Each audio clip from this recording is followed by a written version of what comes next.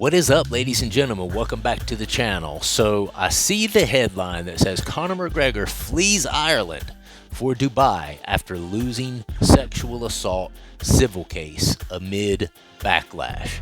Right? Now, obviously, that's a tad bit sensationalized. He is not being forced to leave. When I hear this title, I imagine, one of the action movies where zombies have taken over the city and they're all running towards a helicopter. Oh, get the kid. Let's go.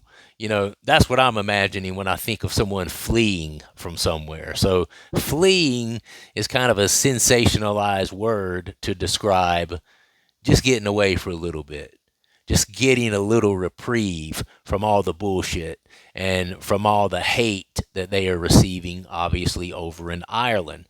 And this is not limited to just hate on social media and things like that. This is also including hate that they are getting from companies and brands. I don't know how many at this point. I believe all of Conor's brands, Proper Number 12, IO Interactive, and they're not carrying his drinks anymore. They're not carrying his whiskeys anymore.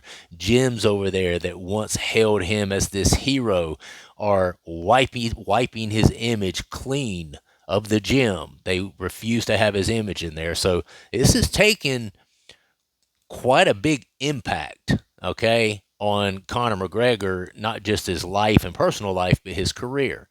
Now, do I feel sorry for Conor McGregor? Because I am obviously American. I'm not Irish. No, of course I don't feel sorry for him. And I think that if he lived his life a little bit differently, then we probably would have never seen this case come against him anyway. Okay? So to me, whether he's really guilty or liable for the sexual assault or not is kind of a side note, because I kind of feel like even if he didn't really do it, maybe this is just karma kind of coming back around and biting him in the ass for being a loose living, highfalutin, cocaine snorting, womanizing, egotistical maniac. Okay? And I do think that Conor fits the bill for all of these things. In his defense, he is a mega superstar. And I'm sure that, having that sort of fame and notoriety is probably a lot for anyone to get accustomed to, I guess, is the best way to put that. But I'm going to read this article real quick, and I'm going to react to it because there are some specifics mentioned in this article that have to do with me.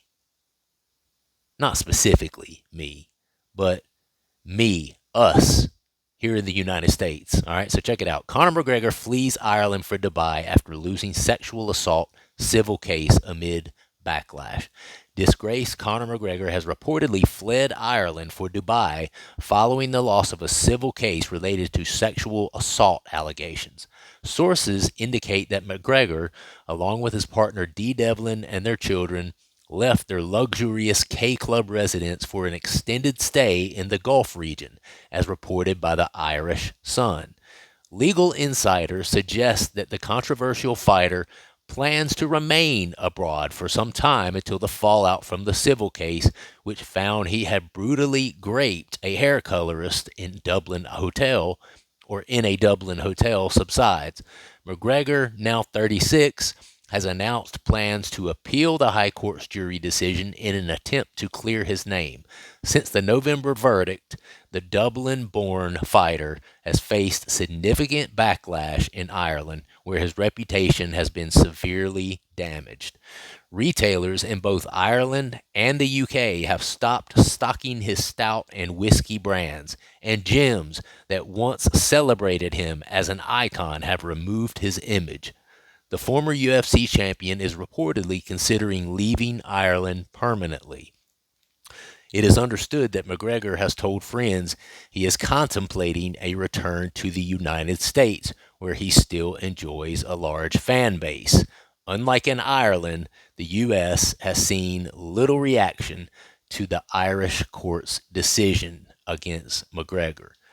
Okay, So that last line, he's thinking about coming back to the United States where he still enjoys a large fan base, right? And I have heard other people say before that the Irish fans are the ones that are giving him such a hard time that in America, people don't seem to care. So I'm not going to argue against that Americans maybe don't seem to be bashing him or turning their backs on him the same way that Irish folks have. But I do just want to clarify. I think in America, more so what bothers us is the shaky evidence given by the accuser in this case, right? I don't want the fact that, he still has a pretty large fan base over here that hasn't turned their back on him in the midst of this to be confused with we condone sexual assault in America. Okay? Nobody condone. I'm not saying nobody. I'm sure somebody does. I don't. Most people I know don't condone sexual assault here in America, and is a horrible, horrible, vile crime, obviously. But and we won't continue to go over the case details because they have been combed through, picked over, and spoken about on millions and millions of channels by millions and millions of people over the past month, including myself. So I won't continue to go over the details that we find shaky in Miss Hand's story. But I think in America, our outlook on it is, well, yeah, if he did that, and if he did sexually assault this woman, that's a terrible thing. But I just have a really hard time believing her. Well, why do you have a really hard time believing her, Corey? I don't understand. Well, how about because she lied multiple times, over and over, to her family, to her boyfriend, to her child, to the authorities initially? She lied to everyone. She had people to delete messages where she had originally talked about it, so she went back and tried to hide and cover that up. Again, lied to her boyfriend, lied to her kid about her whereabouts, lied to authorities the first time she made the accusation, didn't mention James Lawrence's name, it was only Conor. Then she was forced to include James Lawrence in the case once the police showed her security footage where, hey, what's this here? What are you doing with this guy? So again, I don't want to rehash all that and go back into that, but speaking as a true American, and I am a true American, have lived here all of my life, okay? There is nothing about America and us as Americans that condone sexual assault, okay? Where our issue is that we just have trouble believing that she's telling the truth. Why? Because she's lied so profusely, And listen, you can say whatever you want to say. I'm a rape apologist or what. I got called that one time on here, a rape apologist. I was like, wait, what? Ask my wife about that of 11 years. That's a little harsh. Just giving my opinion on here. And it's one of those things where you can always combat that and come back with, well, yeah, but what if he did? Obviously he's not a perfect person either. And that is true. Obviously, Conor has been known to show aggressive, violent tendencies. So, you could use that and also levy that against him as a proponent as to why he likely did. And I think that that's why the jury decided what they decided and found him liable, because they felt like, well, I mean, I know we're not supposed to really consider the guy's history, but since this is just a liability case that's about finances here, I think they have more freedom to kind of just look from a general subjective sort of perspective and say, well, he did get in trouble for slapping the guy in the pub for no reason one time just because he wouldn't drink his whiskey.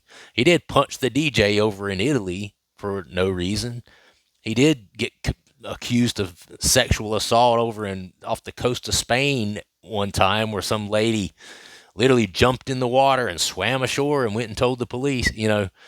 He did throw the dolly at the bus the one time. I think the jury looked at those things and decided that when it comes to the balance of probability in a civil case, it's based on the balance of probability. It's not proof beyond a reasonable doubt, because obviously they didn't proceed with a criminal case because they didn't see enough solid evidence to proceed where they felt as though they could get a conviction. Well, in a civil case, it's more about the balance of probability. And I think when they looked at the probability, they considered all of these other violent tendencies and all of these other violent acts that McGregor has been known to do. Okay, so you can sit there and say, well, yeah, but what if he did? That's true. That's true. But what if he didn't? She also lied her ass off multiple times for sure. He lied. Obviously, he didn't tell D. Devlin that he was out with some chick snorting cocaine and drinking and, renting a penthouse so that he could possibly have sex with this woman. Obviously, he didn't tell his family any of that. They both ran out on their families that night, But you see how this is affecting him now, and he's lost every one of his sponsors. Gyms are removing his image, and his name is being completely tarnished, and now he's literally fleeing the country in which he was born, all because of this. And I would say, given all of those aforementioned things, if she's lying about this, that's pretty effed up. That's pretty effed up on her part. She is ruining him in a lot of ways, okay?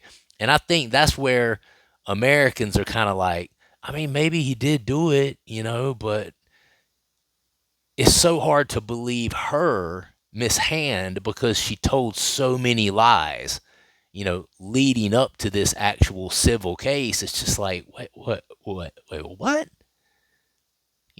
It's hard to reconcile all the lies that she told, all the lies that he told, how they both ran out on their families, and we know that they're both under the influence of numerous drugs, cocaine, alcohol. I mean, there's no telling what else was involved. This was a 3-day bender for both of them, right?